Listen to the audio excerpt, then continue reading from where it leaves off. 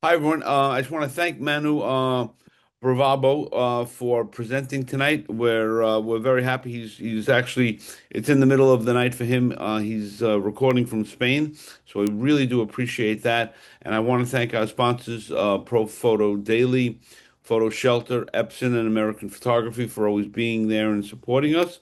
So with that, Manu, it's all yours. Check.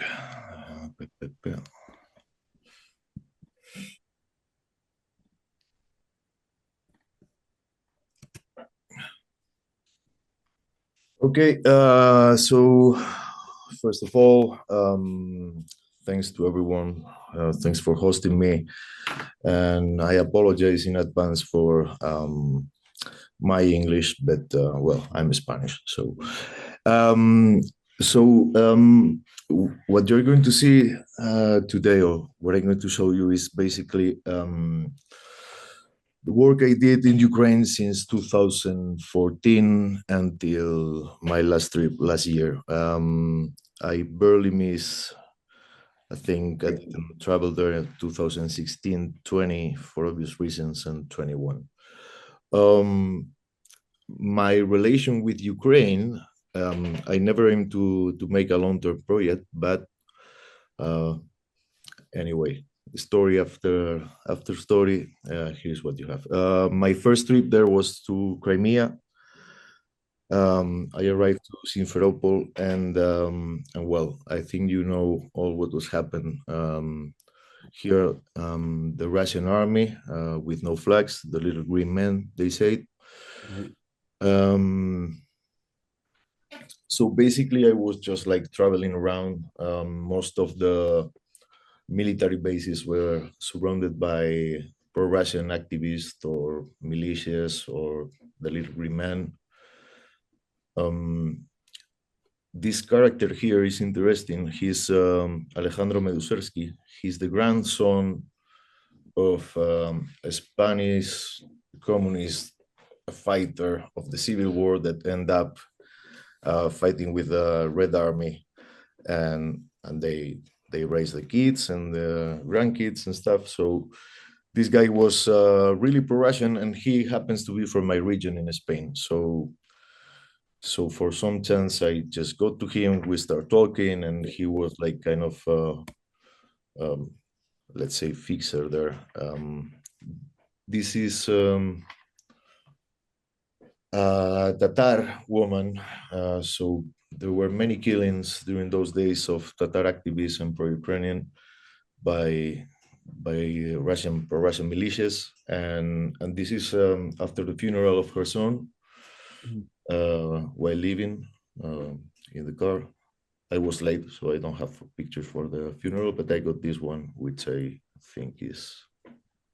And Manu, are you going on assignment or are you going on your own? Well, I was going on my own, and just like selling to the AP, I had a relation with the agency for a long time as a stringer, uh, and then this story in black and white. I think I published it somewhere, but I don't remember where, to be honest. Mm. This is a Ukrainian military base near Odessa, and they are just like uh, giving up the base to the progressions, and the guy just like taking out the flag of Odessa from the entrance of the compound. And probably this is like the first Ukrainian IDPs, right? And I am living from Crimea to Kiev by train, and it's full of people just like leaving Crimea to some other places in Ukraine. And after a few weeks, I came back to Ukraine. I went to the Donbass for the first time.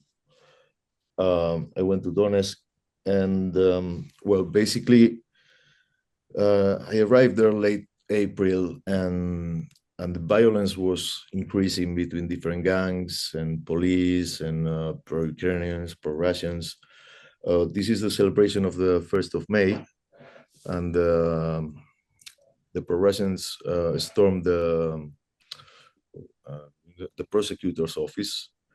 and a lot of police was inside. Finally, they surrender, and the thugs took the building. This is the first day of the war, we can say. I think Oh. it's May 4, 2014. And this is the Ukrainian army after storming a checkpoint of the pro-Russian militias very close to Slavyansk. Well, a lot of funerals those days. There were like combats, skirmishes, ambushes. We were always late, but not for the funeral. This is during the referendum. This is an old woman voting. The polling station. This is also the from the scene before of the soldiers. Pro-Russian demonstrator is taking cover from the rain under the plastic with a Ukrainian soldier commander of a unit. So I think it's just like nice to see like two supposed enemies taking cover of the rain under the same shelter, right? And bride in a limousine in Kramatorsk that was recently taken by the pro-Russians. Well, but still, life goes on, right? Sorry.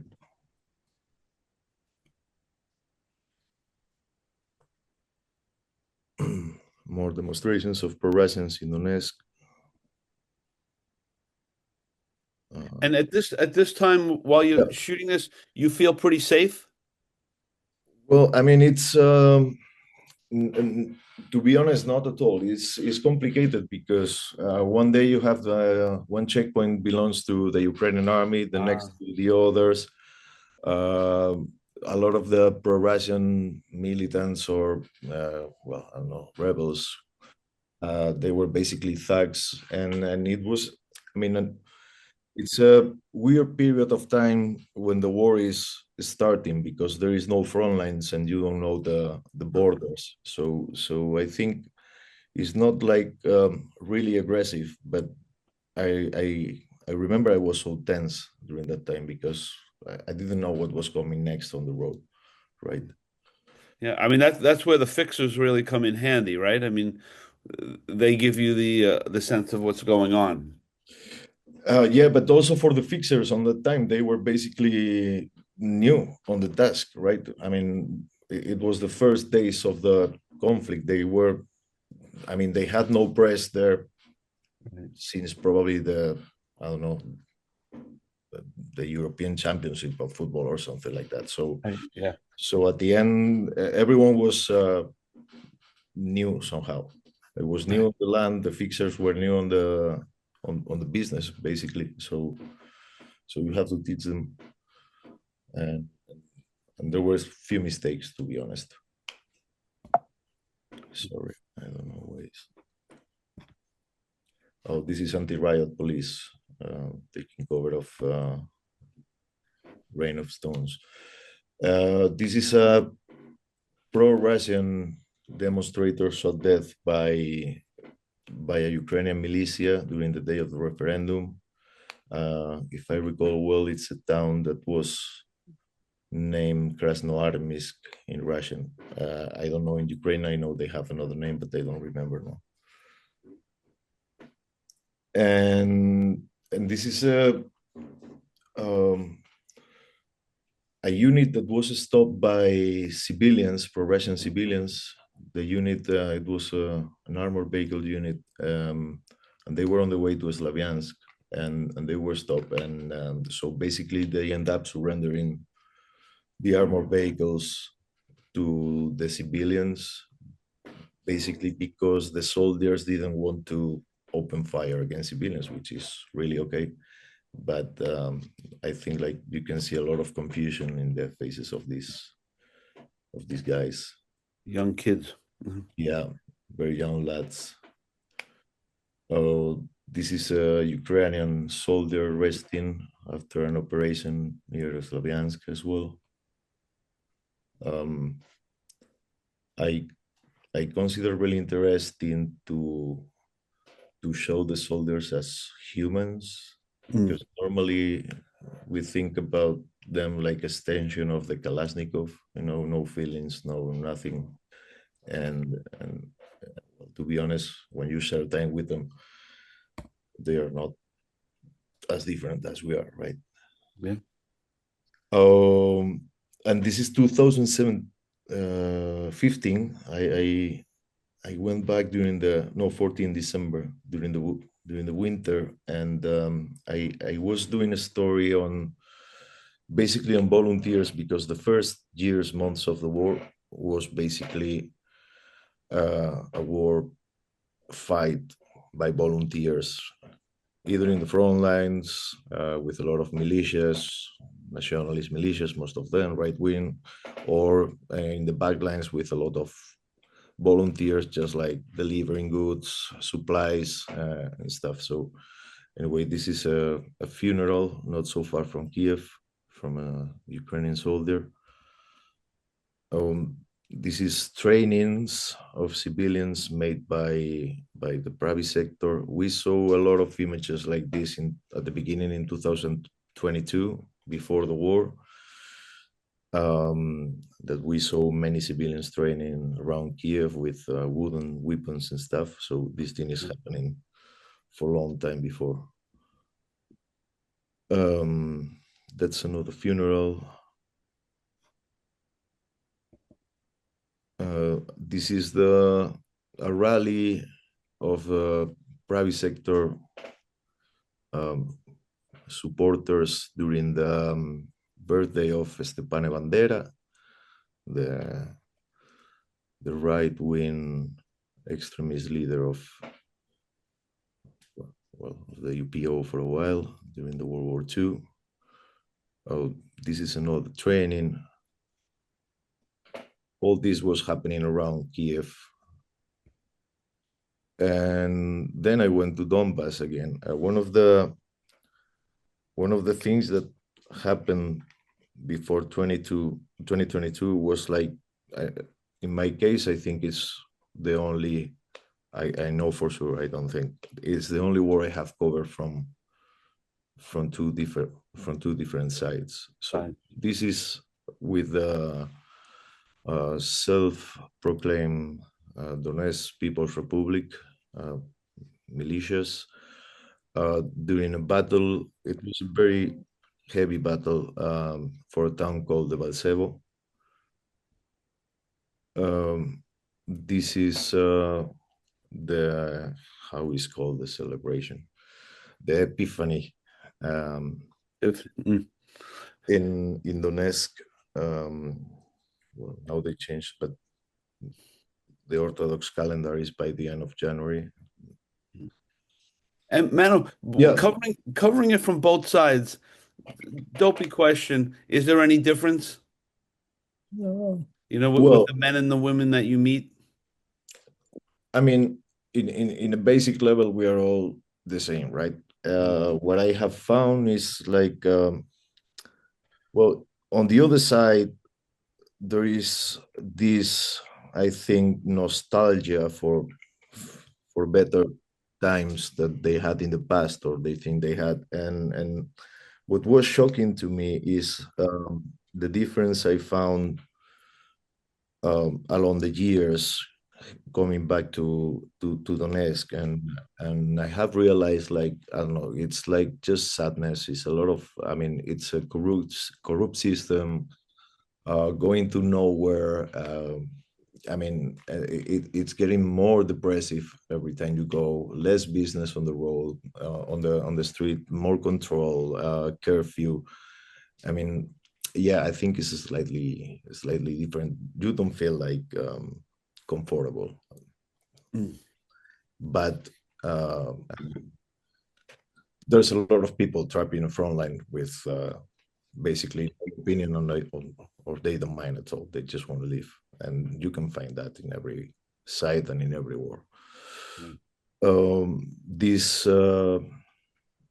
this boy, this is the funeral of Artyom. Artyom was, I don't remember well, but 6, 7 years old. He was having breakfast with his mama and his brother, and a Ukrainian shell fall in the house.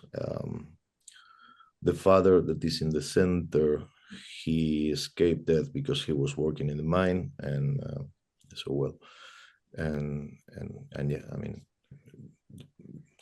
you will see pictures on the other side, pretty much very similar. So And so some shots are in color, some are in black and white. well, the thing is, like as I told before, it's different projects I've been doing Okay. along the way, and I just put all this selection, and I'm aiming to make a book of it at some point. So I think it's also interesting uh, uh, to tell the story through the little stories and respect Mm. the original idea, right? Uh, this is Selena, Indonesia as well. A Ukrainian shell fall on top of her flat. Mm. Uh, yeah, sorry. No. Just what a sad photo. Yeah.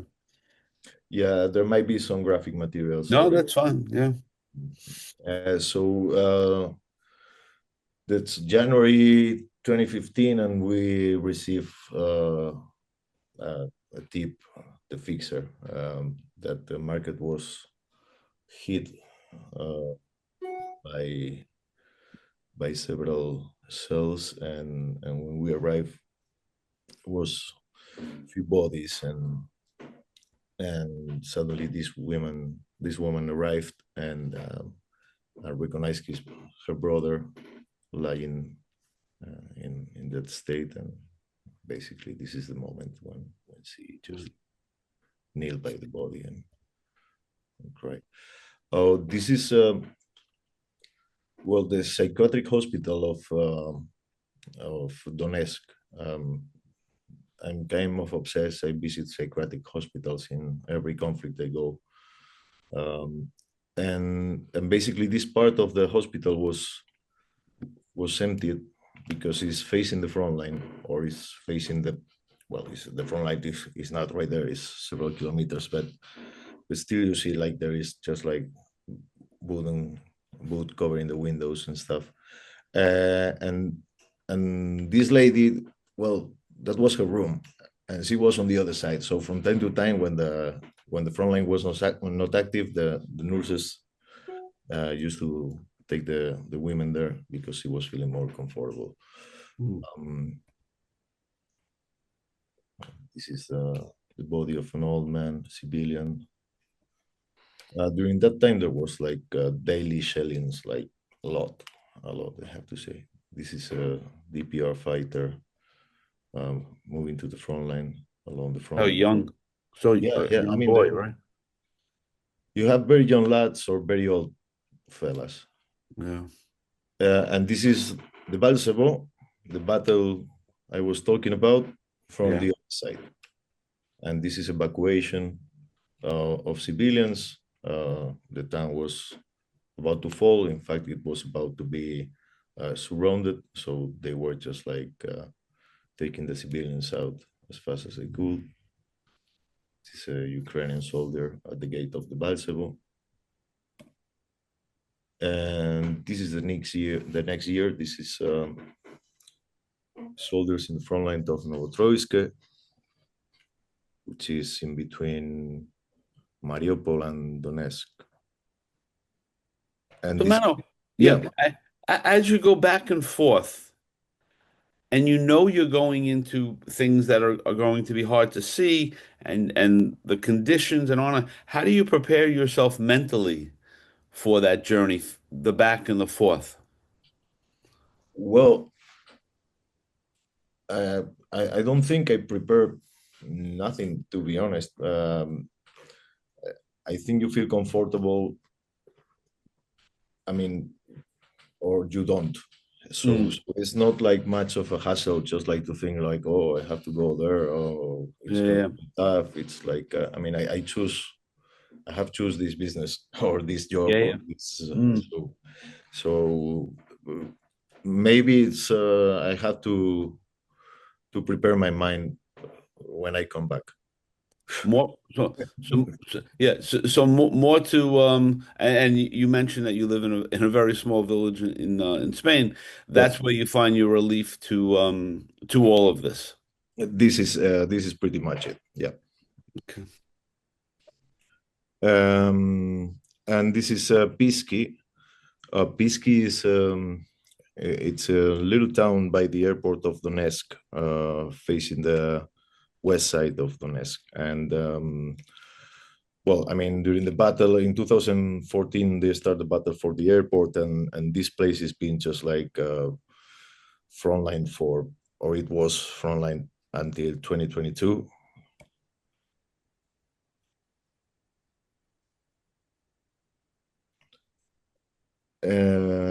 This is Marinka. We spent some time embedded with a unit of the army that was working in the same position with some guys of the Pravi sector. And well, they had combats shooting from positions every now and then. And Yeah, yeah, and as the war progressive, it dare I say, it becomes more organized. Oh, it becomes more organized. The front lines are stable, and to be honest, it was. I mean, there were positions I visited several years in a row.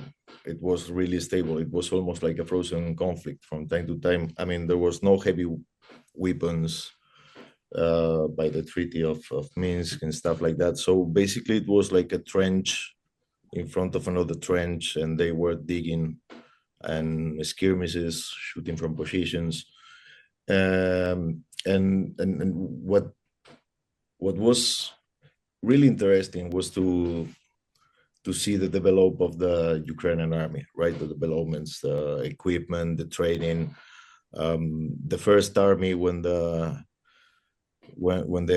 Crimea invasion happened, it was basically, I mean, kind of leftovers of the Soviet army with new materials, like the trouser of the navy and the t-shirt of the army. It was a little Pancho Villa thing, to be honest. right. And now they are what they are. So all that process, I witness it, and I think it can be seen through the pictures as well. Yeah, and it's also more organized on where you can go, where what paperwork you need, It's a lot of changes. yeah, Before, that I mean, it was a permit and then contacts. So if you know someone that is in the front line, you just go there and say hi, and right. you were in. Now is much more complicated. To be honest, also like the risk involved in the coverage is much more now than before. So it's understandable in a way. Yeah. Yeah, and later on, if you can just as you speak, as we spoke before about the drone piece with the weather and the drones and it's not as safe as it or it's more dangerous now with the drones as well. And also you become more paranoid because there's no way out. I mean, a shell is going straight, and you lie down and you pray, but an FPV is just chasing you, and so it's just like, I mean, It's chasing you out. Mm. yeah, it's a nightmare. I've been working, doing some stories with FPV operators from the Ukrainian army, and trust me, what you see there is just like you don't want to be on the other side, and well, I mean, it's you have that thinking all the time while you are working in the front, well, near the front lines, or and it's just like so exhausting. Yeah. Well, this is Easter. and, Used to. and so we joined this priest, and he was just like going through several positions, just to pray and join the guys.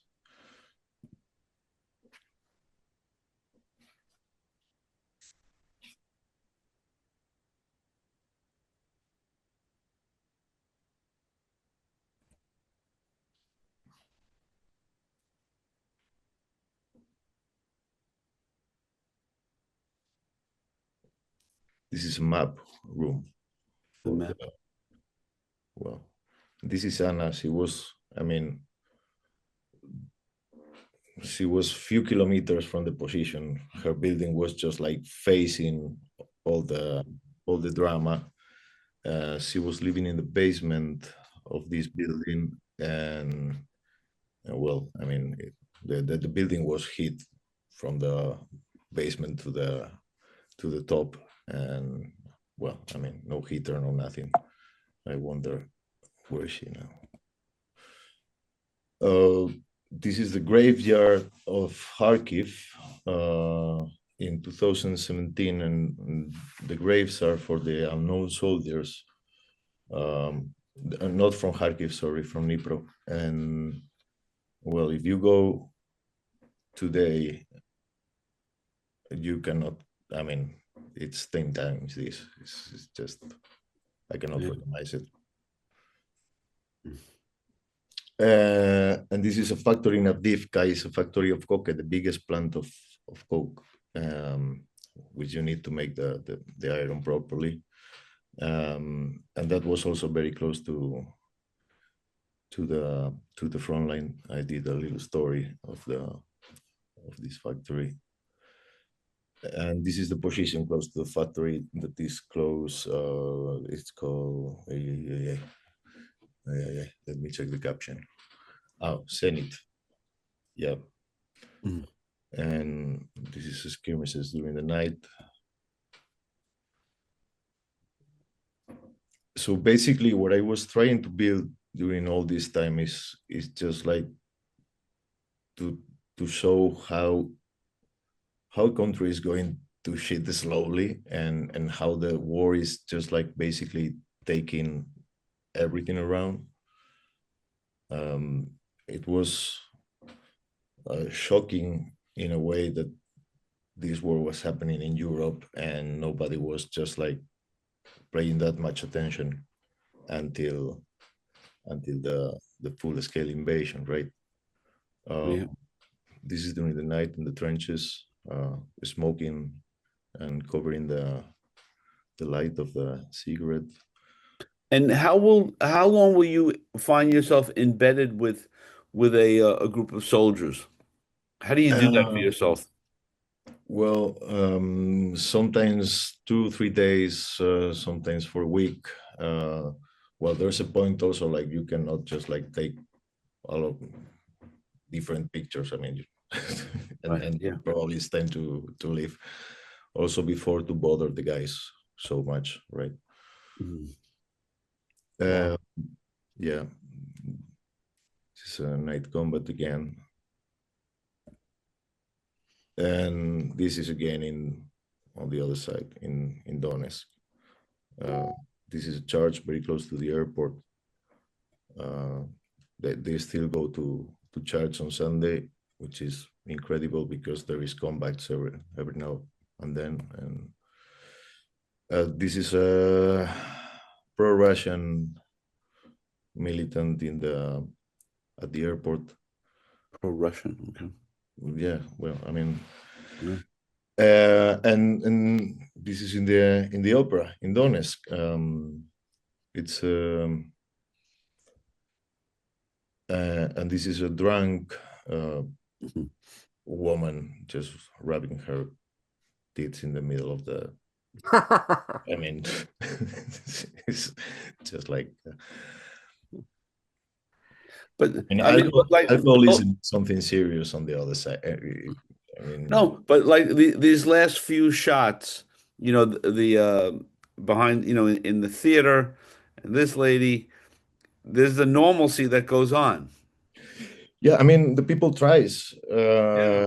right? The thing is like, yeah, I mean, you see everything dark. I mean, in the middle of the night, I mean, it's just like Donetsk has become just like something really dark and even just like surrealistic.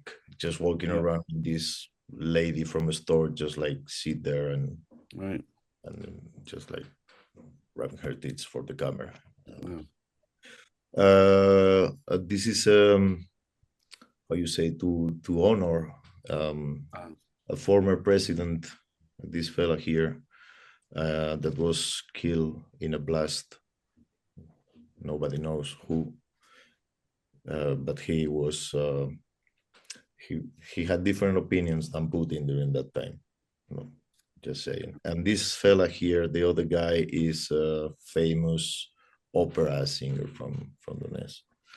So they made this uh, concert uh, to honor them. And this is a member of Carpathian Sich. Now he's integrated in the army of Ukraine, and before they were a militia. Well, it's a extreme right wing group, and this is a nationalist rally in mm, Kiev. And in 2019, there was something really interesting happening there. So I just jumped there again to do the story. It was like the first break in the Orthodox Church in 400 years. So the Ukrainian Church wanted to split from the Russian Orthodox Church. So I took the chance just to take beautiful pictures and to have access to these people, which is normally a little bit close, but due to the situation, they were a little bit more open. Um, this is also for the Epiphany the night before in one of the three main Orthodox monasteries in Ukraine. This is close by the border of Poland, and well, I mean, it looks like a painting, just like. yeah. I mean, how do you like play this in your head to see this? I mean, because this is so beautiful from all the other things that you're capturing over time. Well, I mean, I think like I mean, I also enjoy this.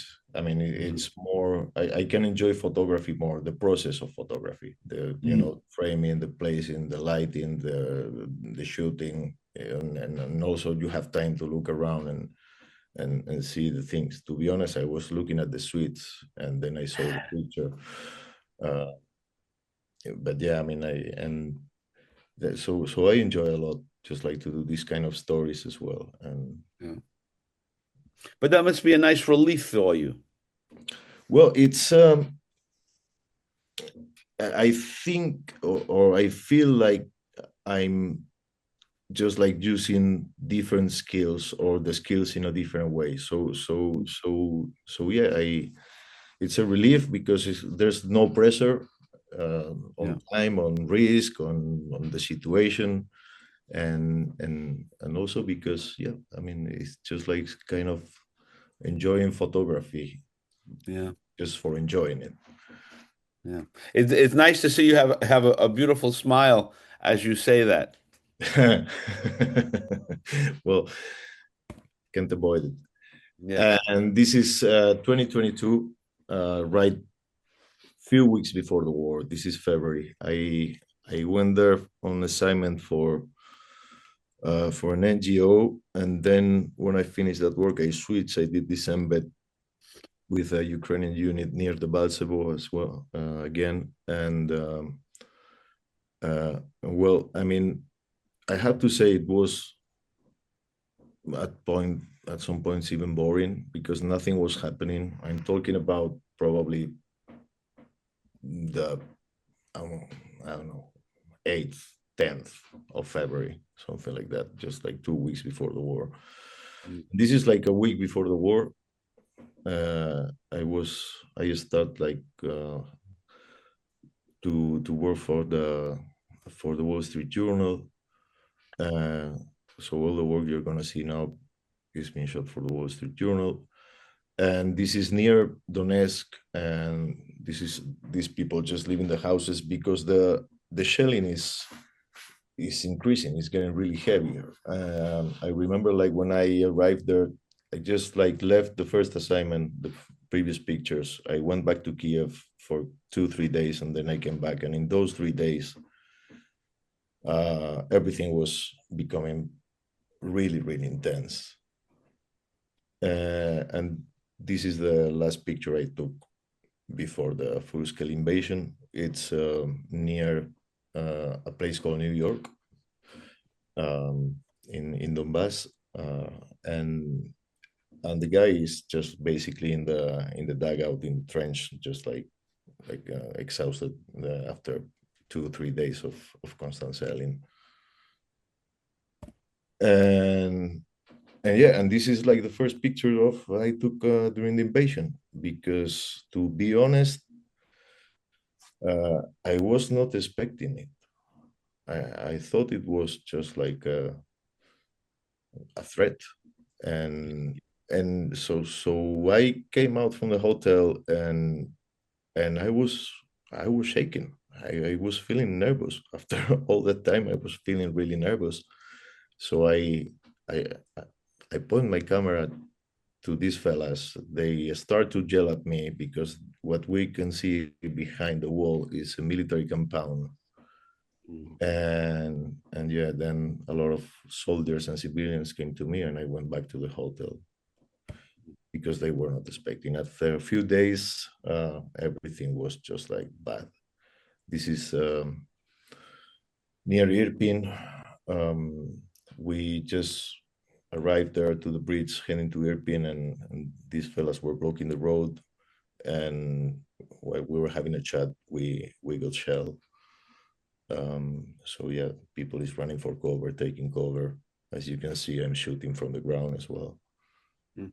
And when you go back and forth, do you try to go back to some of the same towns you visited before, or that's not a priority for you? Well, I mean, to be honest, at the end, even if it's just like not just like 1,000, a few hundreds kilometers of front line, Mm. the hotspots are basically the same for a lot of time. Krematorkes, Slavians, this and that. So at the end, the stories are just like taking you there. And to be honest, on assignment for the Wall Street Journal, I don't have much chance to decide Yeah. if they're doing it. But from time to time, I have the chance, and you will see like there's a lot of people pictures from Kharkiv, from Bakhmut. So yeah, I go back to the places even if I don't want. This is in Irpin. I think you all have heard about it. This is a Russian soldier, a prisoner, POW. There's a bunch of volunteers and soldiers just taking it back to the back lines, probably to be interrogated. It's coming from Bucha, Irpin. And this is kind of a sad picture. So the people was fleeing through the Irpin bridge, and the people, I mean, they just start shelling the area. I ran for cover, and then when I came back to the place, I just saw this scene. I don't know. It's just like the two bodies. Also, like this statue commemorating the Red Army, the victory of the Red Army during the World War II, and the suitcase. I don't know. It's just like. Mm. This is European Bridge. Volunteer just on top of it, and this is Kharkiv. This is the government building of Kharkiv that was hit, I think, the first day or the second by several rockets. Marinka again. Spring comes. Yeah. and this is Kharkiv during May. It was tough, and I joined a crew of the ambulances. They were selling. I mean, they were very close to Kharkiv. They were at the outskirts. They were using rat rockets daily and artillery and everything. And are you with other photographers, or do you go alone? You just you and a fixer Well, I mean, or a writer? normally I don't like to work alone in these places. I'm not. I mean, need someone to talk and have laughs and stuff, Yeah, and also I don't know. It's just like I mean, it's always to have someone there just in case the things go wrong, right? yeah. So so I'm not just like that kind of photographer that likes to be alone. I don't like big groups as well, but Enough. yeah. Well, if I have to go alone, I go. But Yeah. so yeah, this is statue of Lenin during the 1st of May that I was covering some trainings in an old factory in Kharkiv, and just smelling around, I found this, and and this is when you see someone that is not fit to the task. I mean, I see the face of this guy, and it's just like, you don't belong here. um, he looks scared. This is during the liberation of the northern uh, towns of Kharkiv. So Rus- young. Everyone's so yeah, young. he's young and scared. Yeah, he's scared. Ruska Losova is the name of the village. Uh, this is with the head of the unit heading to Ruska Losova. Um, Russian bodies left behind during the retreat, and this is the graveyard of Irpin. There's they were still, I think this is May 2023, and they were still burying bodies from the mass graves. The graveyard is fully booked, as you can see, and they are burning the area behind so they can make more room for more graves. Oh, this is Anna. So at the beginning of the war, um, the Ukrainian army entered the village of this woman. She thought they were the Russians, so she welcomed them, just waving the USSR flag. And well, I mean, it was just like funny. They were just like having fun at the end of the thing. So we went days after, and I asked her for the if she still had the flag, and yeah, she does. Oh, this is Kiev during the summer rave party. Um, uh, Ballet in Kiev. I think this is Mykolaiv. And do you get a chance to speak to like the young people at that disco and the ballerinas? Do you get to speak to them to get any insight in what they're feeling, how they continue to go and as they should have a good time and go to the I theater? mean, with both, also with the soldiers, but with, I mean, to keep living is also an act of resistance in a way, right? Yeah, yeah. Um, so I mean, you can try to invade me, but you're not gonna fuck my life. Right. In a way, I think it's and after that story I did, then we went to the front lines, and I was asking the soldiers, what do you think? And at that point they were just like, I'm fighting for this, so they can live. Mm. uh, Now it's not like that. I mean, Yeah. there's people for 3 years in the front lines, and another people just for 3 years partying. So you can start to feel a little bit of the tension within. Yeah.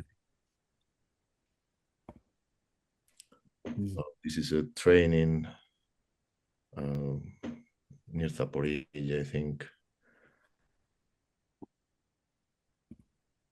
Mm. And this is heading to the front line if in Kupiansk. This is the offensive, spring offensive, the roads were just like full of Russian cadavers. This is a wounded guy left behind that we don't know. I mean, we know for sure he was wearing two watches. So we assume he was looting and he stepped on a mine on the side of the road. So the Ukrainian army is just like taking care of him.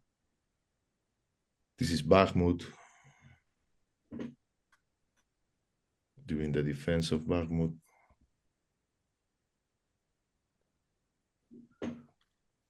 And a lot of the pictures is also, I mean, I like to create an atmosphere during the narrative.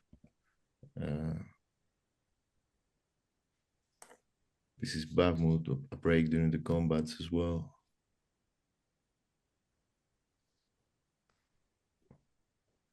It's a woman. I mean, the other side of the river is the west side of Bakhmut.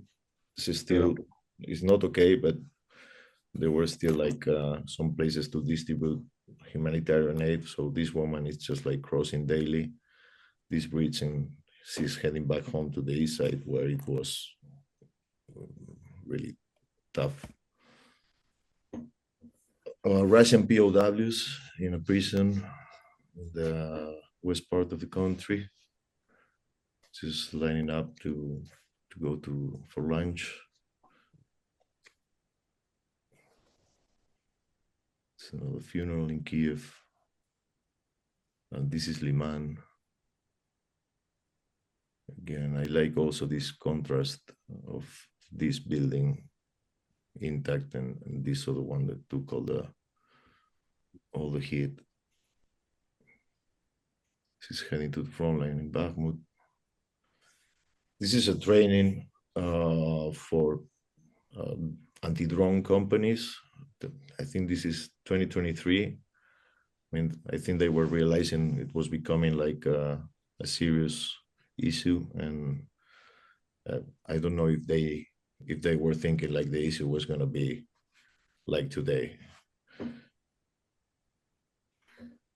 This is in Slavyansk. The Russian army hit an ammo depot, and you have these teenagers there, like just like watching a movie. Being teenagers. Yeah, being teenagers. This is the thing. This is Nekushne. It's a village that was liberated during the offensive in spring, the failed offensive.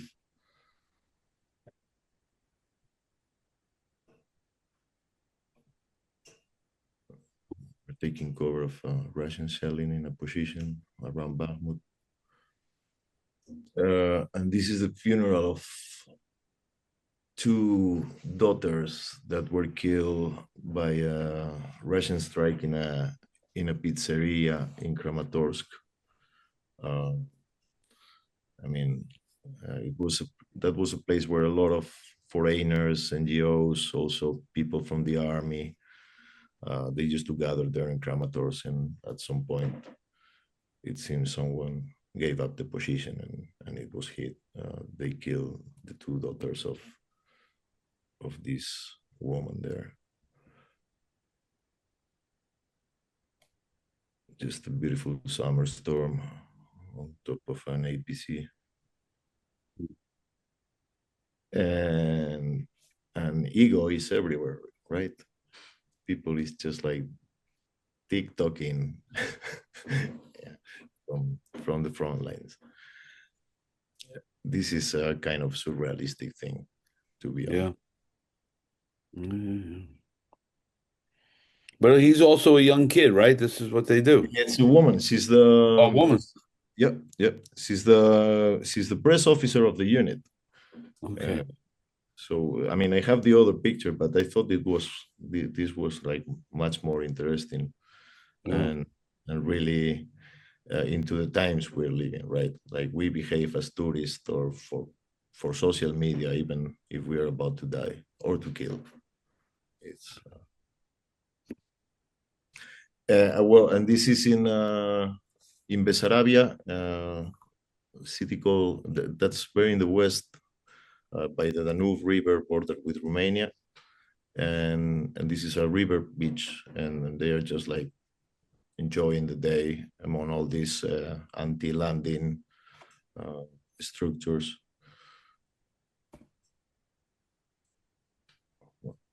Um, Guys having a coffee with a nice light. And this is in Chasiv, which is like the next town to heading west, next town to Bakhmut. And it was starting to be, I think they are still holding some parts of it. I don't know. Well, the thing, we did this story and we met these guys. So basically, they were starting to realize like the shotguns are kind of good weapon against the drones, even if they have to be close. But so yeah, so basically, this guy had like a nice record of drone hits, well, he's just posing there by the building they were just use it as a basement. This is anti-aircraft working against drone attack to the port of Odessa. So the drones are everywhere, huh? Well, I mean, you have long distance drones, short distance drones, observation drones, FPVs. They are delivering supplies to the front lines by drones.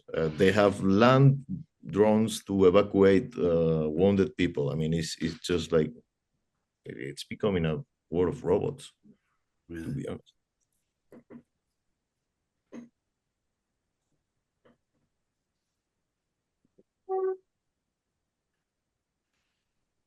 You see a lot of this. I mean, either one army or the other on their retreat, they are just like breaking breaches. This is in the front line, very front line in the Kremina forest. I end up there a little bit by mistake, but I got this picture, which is so basically shooting against the Russians' position.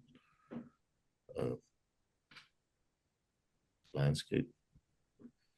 So a photograph like that, does that bring back a Which one? terrifying the one before? This one? Yeah. I mean, for Yeah. you, as you go, I mean, you go through these images, does an image like that make you scared again?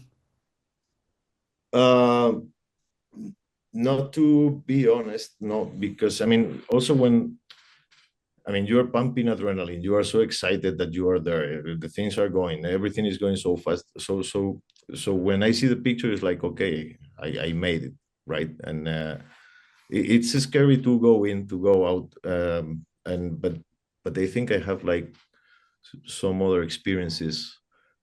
A few weeks ago, I was editing some work I did in Syria in Libya in 2011 in Sirte during the capture of Gaddafi and before. Mm.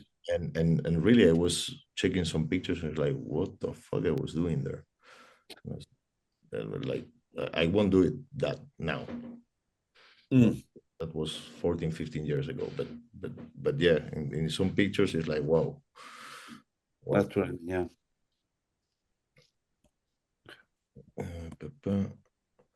Oh, this is decapitated Maxim Gorky. So, I mean, this is one of the awful things. Another one, just like the culture is also a weapon, right? It's also something to be afraid of. Well,